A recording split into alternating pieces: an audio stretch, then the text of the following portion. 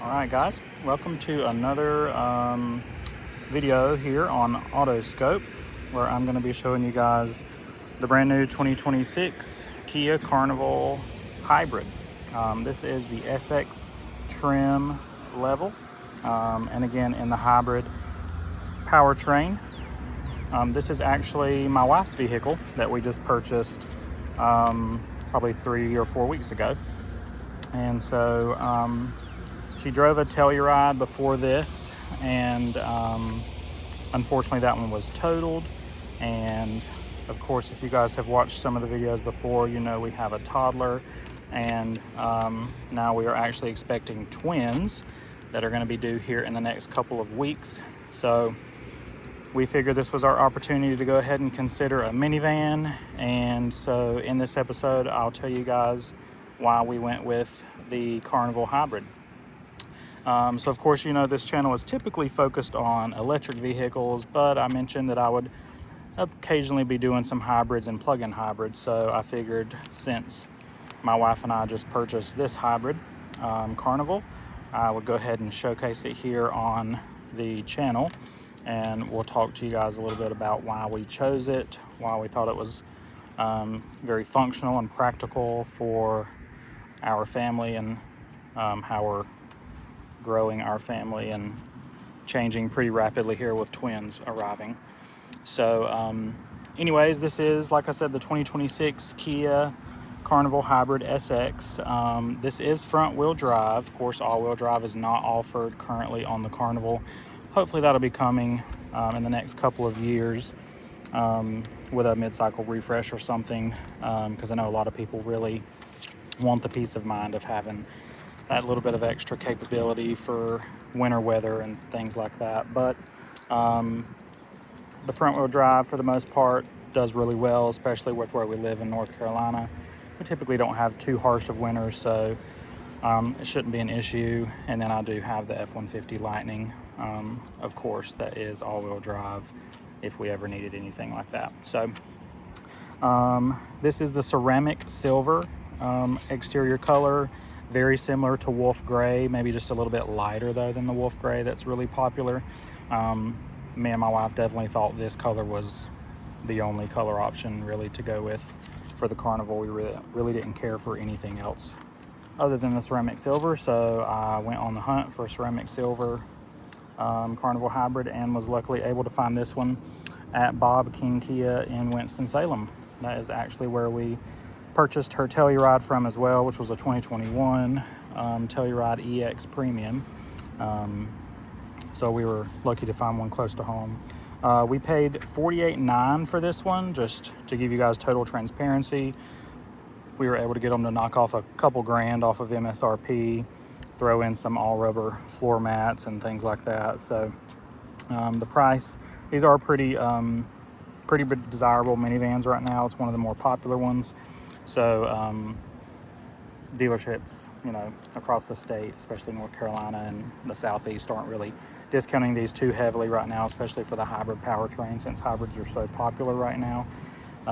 So to have $2,000 or so knocked off the MSRP wasn't too bad. We have ours in the 8-passenger configuration. This one has a 1.6 liter turbocharged 4-cylinder hybrid engine. Actually paired with a 6-speed automatic transmission, so no CVT on this one. Does have the traditional 6-speed automatic. Combined output on this one is 242 horsepower with 271 pound-feet of torque. I believe Kia says that the torque number there is best in class, thanks to the hybrid powertrain. So the 242 horsepower really doesn't seem that impressive, and it's pretty kind of slow, but or it would sound like it's slow rather, but the 271 pound-feet of torque really do make up the difference, and it feels actually a lot more peppy than her 2021 Telluride did that had the 3.5 liter V6. So fuel economy on this one, since it's a hybrid, that's an important topic to talk about. So far we have driven it a little over 900 miles since we bought it almost a month ago now. And we've been averaging right at 34 miles per gallon. We do a good bit of mix on the highway and in the city, and we've been getting the 34 EPA estimates 33 combined, so with this being 34, we're pretty happy with that, of course. I actually just went and filled up the gas tank here and today, and it is estimating about 570 miles per gallon. I feel like that's a little bit optimistic, but we'll probably easily realistically see 500 miles. And it does have a 19-gallon tank, if you guys are interested in that. So let's go ahead and hop on the inside here since I've shown you the outside. Of course, you can tell this is much more of a SUV kind of styling design language here on the Kia Carnival, but we'll hop on the inside now. It is really hot today as well, in the 90s here in North Carolina, so I'll power it up for you guys, let you see what that looks like here.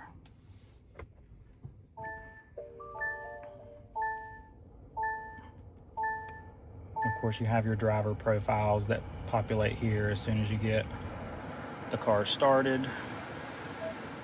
Turn that down so it won't be too loud for you guys on the air.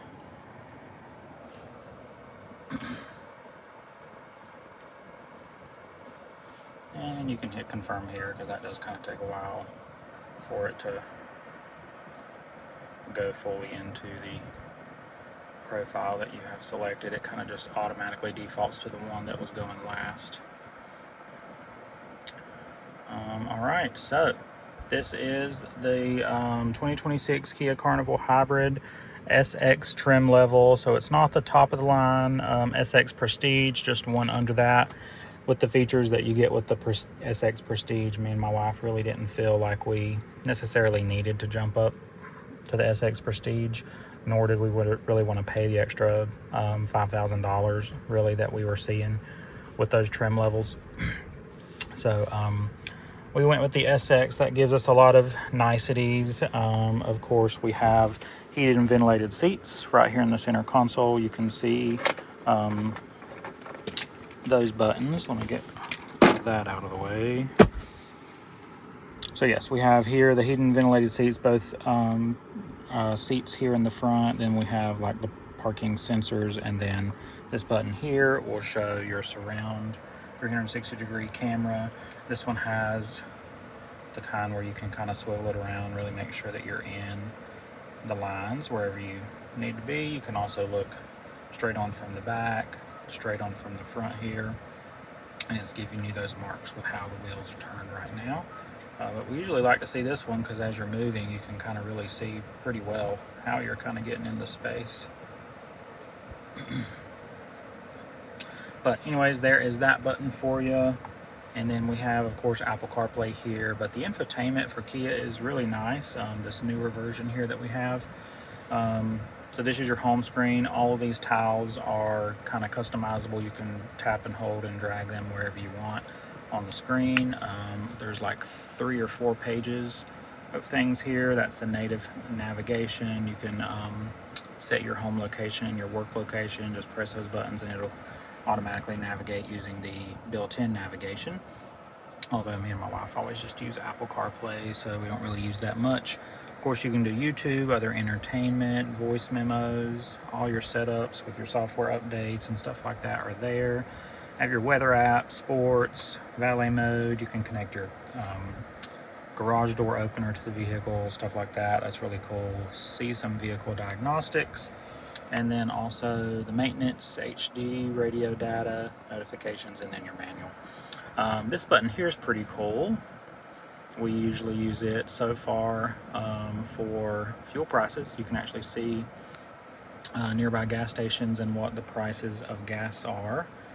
This is actually where I just filled up there at that Exxon station, since it was the cheapest in the area at $3.42 per gallon. That's here in central North Carolina.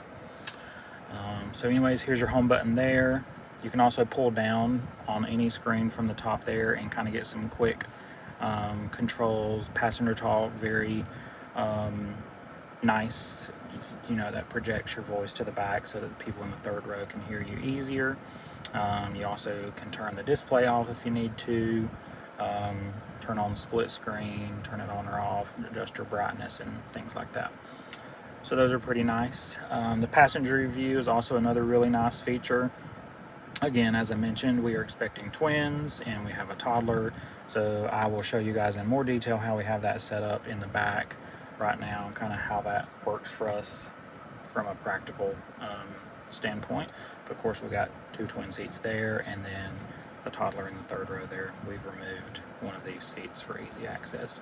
But this is a really nice built-in camera. You can kind of zoom in wherever you need to, check on the babies, check on the toddler in the back, really see almost any seating position that you would want. So that's a really cool feature that my wife really liked.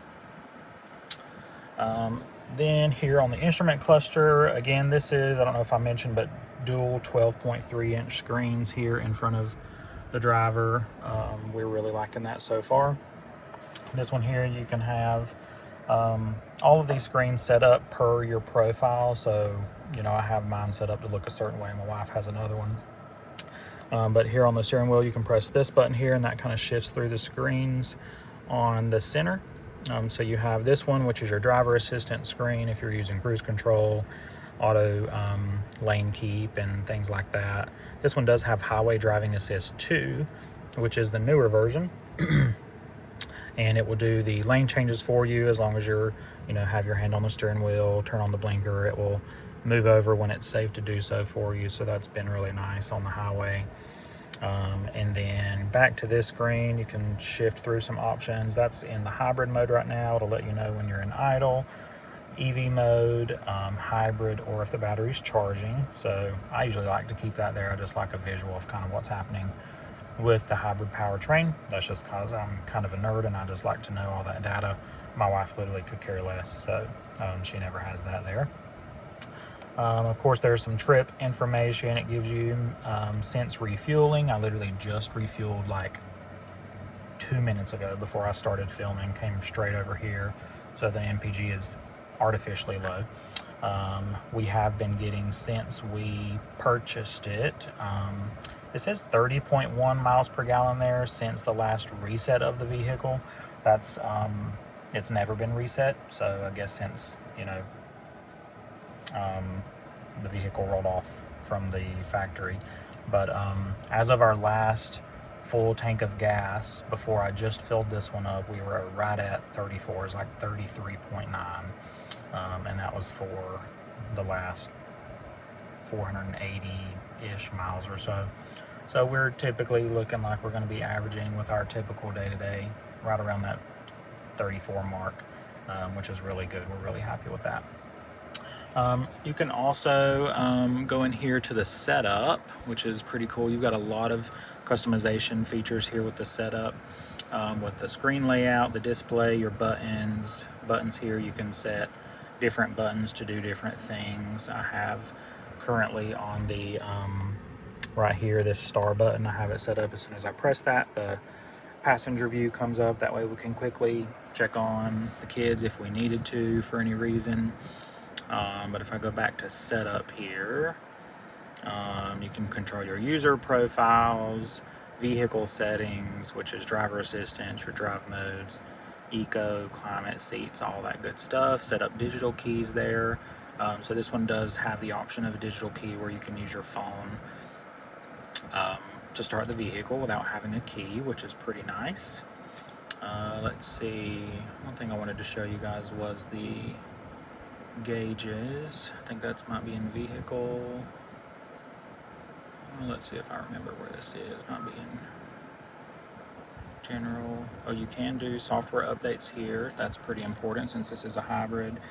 Kia is pretty good with their over-the-air updates. Tells you, it's capable of OTA updates. Last time it was updated was on the 23rd of May, so just a couple of weeks ago, not long after we got it. System info here, look at storage, stuff like that. Just all your general kind of settings. And maybe display. Look at your camera, display contents. You have all of these driver assistance kind of features that you can turn on and off. Feel free to pause the screen at any point if you want to look into any of these with a little bit more details. Let's see. screen layout. You can do display themes. I think you have to pay a fee for this. I'm going to look into this, but this is pretty cool, where you can you have different like Mickey, Disney ones that you can choose from. They've got FIFA, NBA, National Geographic, Pixar, Marvel. Pretty cool. You do the Avengers, Spider-Man. You can preview them and see what it would look like if you were to be scrolling through, and then you can pick your an image for your user profile. That's what your gauges would look like, which is pretty cool. So yeah, pretty cool. We're going to look into that maybe and do that. Your cluster themes, you can do simple, which is how we have it here. If I go back to this screen just for now. So simple just kind of gives you your speedometer on the left, your RPMs on the right. We'll let you know down here in the bottom, if you guys can see here, if you're in EV mode or not.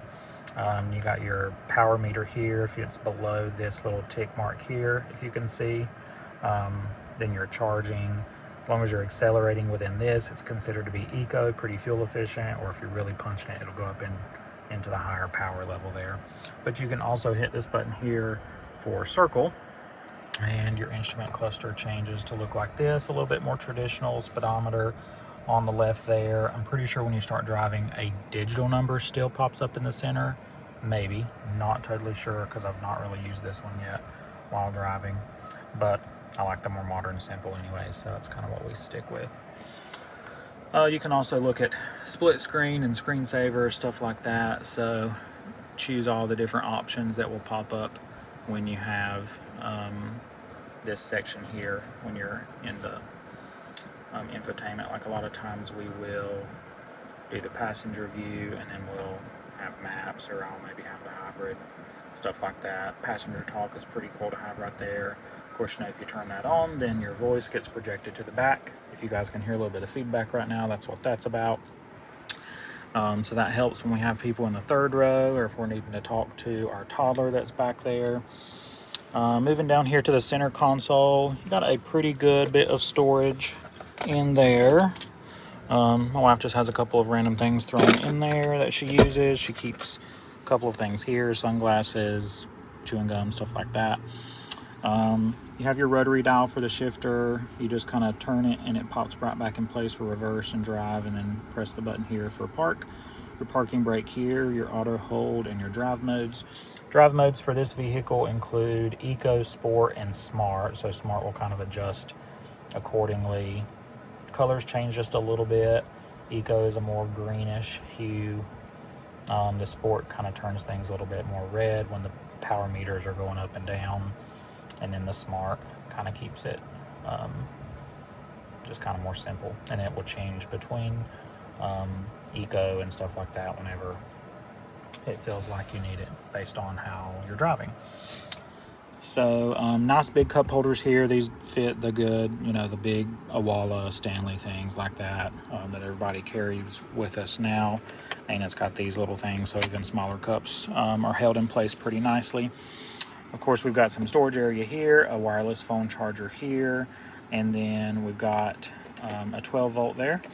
And then you've got just a charging USB cable here. This is the indicator letting you know if a phone is on the wireless charger and charging. Then you've got another USB-C here. You can press this button. That light there that pops up will let you know it's for charging only, or you can press it again and it will charge plus exchange data, like for your Apple CarPlay and stuff like that if you're using a wired connection. So yeah, that's pretty much the front. Up here we do have some buttons here that control the sunroofs. So in the SX trim, if you can see, we have a sunroof here, and then there's another sunroof in the back. That's really nice, actually. My toddler does actually enjoy having it open, so we'll open that a lot of times, but right now it's really hot and I've got them closed just to keep some heat out of the cabin. But they both do open up completely, so you can do that with these buttons here. You also have your light indicators here for left and right. Kia Connect. Press and hold this button for the sliding door on the left. Press and hold this one for the sliding door on the right back there. You can also turn the power doors off if you need to, and then this opens the power lift gate. Just a standard traditional mirror here. I think that is a digital mirror if you step up to the SX Prestige, but again, we didn't really think that was worth the extra money that the SX Prestige cost. We felt like we got plenty of bells and whistles here. I will say the only complaint that I have with this trim level is it does not have a heated steering wheel. On her Telluride, her 21 Telluride EX, even though it was the premium package on the EX trim, it did have a heated steering wheel. So even though this is really nice feeling leather steering wheel, it is not heated. And I feel like for a $50,000 minivan in today's market, with all of the other technology Kia packed into this vehicle, especially at this trim level and this price point, I feel like we really should have gotten the heated steering wheel. But let me know in the comments below if you agree. We do have memory seating here, so 1 and 2 memory seats here. It's also set according to the user profile, so whatever user profile you select whenever you start the car up, the mirror, the side mirrors, and the seat will adjust accordingly, so we really don't have to use these buttons too much. Of course, you can fold in the mirrors here with one button. Also happens automatically when you lock the vehicle. That's your adjustment for both mirrors, unlock, lock buttons. Then you have all 4 windows that are one touch up and down, and then this locks the rear windows as well for the kids when they're old enough to start messing with those. I'm sure we'll use that button a little bit. So I will go ahead and step out so we can show you the back of the vehicle. If you do want to see the door card here, this interior color that we have is called Off Black and Taupe. So it's essentially just kind of like a super dark gray, almost black, with some taupe accents on the door cards, the center console right here, a little bit where the glove compartment is, and the underneath part of this is all taupe, and that continues to the back as well. Not a whole lot of storage down here. Kind of enough for an umbrella, some narrow things. That cup holder is almost useless, to be honest with you. A small bottle of water is probably about all that will fit. It's also kind of sitting at an angle, that cup holder is, so don't love that. But you got a nice little storage section here for your phone or whatever, which has been nice. The side doors do open with just one press of a button there. They're automatic, of course. And so you can see how we have this set up. We do have the 8-passenger configuration, so that means there is 3 seats across right here. They all slide independently on their own track, and they're all 3 removable. So at first we thought we would do what a lot of people do, remove the center seat, have 2 seats on the outside, pretty much for captain's chairs, and then our toddler could go through to the back that way. But we really found that it's a lot easier, especially since he still needs help buckling up, for him just to be able to pass through without the seat right here being there. So I'll show you that when I go over. But just wanted to show you with the infant seats here, how much space you have. This seat, the driver's seat, automatically pulls back when you open the door. So when it does that, we're touching just a little bit on the handle here. If I were to slide this handle up, then we would not be touching. But again, then when you close the door, the seat goes back into your driving position. So we've got a solid inch and a half there, which is enough clearance space. Excuse the mess, those are some clothes we need to return from the baby shower. But yeah, so space-wise here, this works really well. It's kind of easy for me, at least, to pick up the car seat, get it in and out, just from this entrance, and then on the other sides where we let our toddler get in and out at. So I'll take you around and show you the other side. All right, here we are on the other side. Again, it looks identical. You just press this one button and it will open. So this is how we kind of have it set up right now. We're gonna try this out, but I think this is how we're gonna keep it. We've just got some random things. This is the diaper bag for our toddler, some essentials, extra clothes, wipes, snacks, things like that that you always need. Storage on the back of the passenger seat here with some extra wipes, blankets, stuff like that. So as you can see, we do have this seat right here removed. This creates a massive alleyway here, for our son to get in and out. And it's pretty easy for him just to climb up all by himself, and we can reach in really easy to help him buckle up as well. Also, sometimes I ride back here with him if we have like mother-in-law or something with us. They'll, you know, my wife will drive, she'll sit up front, I can easily hop back there in the back with him, especially when the twins are here. We might, for the first few weeks, put this seat back here so that we can ride back here with the twins and then him still be behind us. We'll kind of see how that works. What's really nice though is since this seat does is called the child minding seat. If this third row is down, these tracks, if you can see, go all the way back to the third row. So you can essentially have this seat way back there with the third row flat. And you still have tons of cargo with the third row folded flat. But then that seat can be back. It can also slide super close, even closer than the two outboard seats can, up to the front. It's called the child minding seat, so that you can have this seat, whether it's a rear facing or a forward facing, really close to the driver and the passenger, easier to kind of take care of them from the front seats if you need to. So a lot of times if I know I'm going to have to ride back here or someone else is going to have to ride back there with our toddler, then I'll go ahead and slide this all the way forward up pretty much against this console is where it comes to. And that creates an even bigger access area for someone to climb over there. Of course, on this trim level, you can see we've got the sunshades up in the third row on both sides. The second row also has those sunshades as well. And then we do get the sunroof here. I'll open that up just to show you guys. So it's nice and big, and it's fully functional, opens up all the way.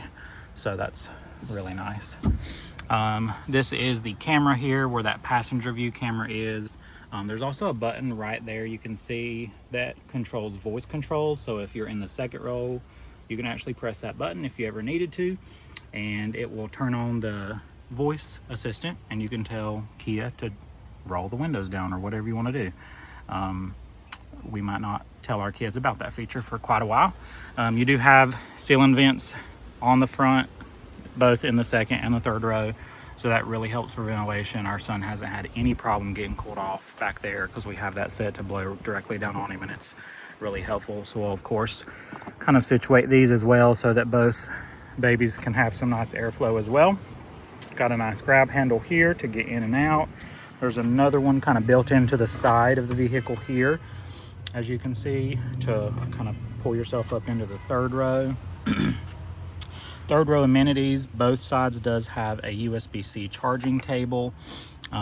This side has, all the toys, 2 cup holders plus a little storage area. And then that side over there has 1 cup holder and 2 storage areas with another USB-C, of course. Also, when you're doing the passenger talk and the voice is being projected to the back, those speakers there in the C-pillars is what projects the voice from the top, or from the front rather. And then you close that, and that is the second and third row. Of course, for the passenger, the door card looks exactly the same. You've got the unlock and lock button with your up and down, 1 touch, power adjustable front seat as well. And then you've got a little storage pocket here in the side of the center console. Decent size glove box, not massive by any means, but she's got an umbrella and some extra napkins, owner's manual, stuff like that. So that works. So the only other part I'll show you pretty quickly, and we'll wrap the video up, is the trunk space. This is what minivans are known for, of course. Massive, just cavernous space here in the trunk. So we have pretty nice deep pockets over here for storage. If you need to throw some things back there, we've done that a time or two already. Super deep, obvious trunk space that we have. You do have a 12-volt outlet back here as well as a regular AC outlet. This is 115 volt, 100 watt maximum. So that's been nice. Well, I actually have like an electric cooler that will keep things cold that we used just the other day when we went to Costco. So that's why that's there. These seats, I can show you real quick how they fold into the floor. If I can move this stuff out of the way. Again, pardon some of the mess because we have a toddler and there are puffs down in the floor. So anyways, if you kind of push this forward and there's a button in here that you press to release. That will go flush into the seat. You just pull this lever here, pull it straight back, kind of flips down, and then it stows right down into the floor. And you can flip this over, kind of make a easy level loading. As you can see, when I was talking earlier about this child minding seat, those tracks do come all the way back, so it slides back almost entirely into the third row. I think it's only just a couple inches forward from how these sit when they're up. Of course, the third row does have to be all the way folded into the floor in order for that to come all the way back, but it's a nice option. One thing I forgot to mention for car seats, parents will appreciate this. All three of those middle seats have lower latch anchors for your infant car seats and things like that that use latch anchors, as well as the left and the right outboard seats in the third row. Both of those have lower latch anchors.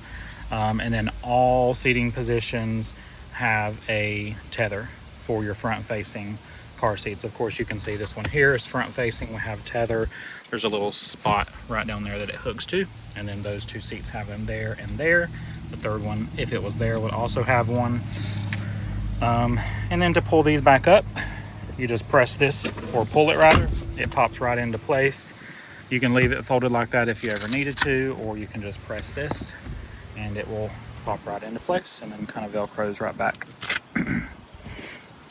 And then you can see again, tether and a tether for both the side and the middle seat there in the third row. So we're really liking this vehicle so far. I think it's really going to work for us and our growing family with our situation. So that is why we went with it. It's a lot more practical with all of the car seat setup situation.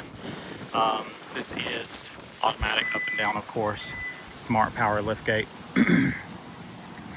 So yeah, let me know in the comments what you guys think about the 2026 Kia Carnival Hybrid. Do you like this color? Do you like the rims? Also to mention, since I haven't already, these are 19-inch rims. So this tire is a 235/55 R19. Of course, you know, Kia has the very geometric design language right now with all of their rims, it seems. A lot of people love them, a lot of people hate them. Let me know what you think. We actually like it pretty good, and I think it goes well, the darker color rims with this color, especially since you have the black there in the A pillar and stuff too, a little bit in the C pillar. So anyways, that is pretty much going to wrap it up for this video. Let me know in the comments if I've missed anything for you. If there's anything else you want to know about the vehicle, I'll be happy to answer all of your questions. Thanks for sticking around and watching till the end. Of course, don't forget to like and subscribe and share this video with anyone you know that might want to learn a little bit more about the Kia Carnival. Thanks. Bye.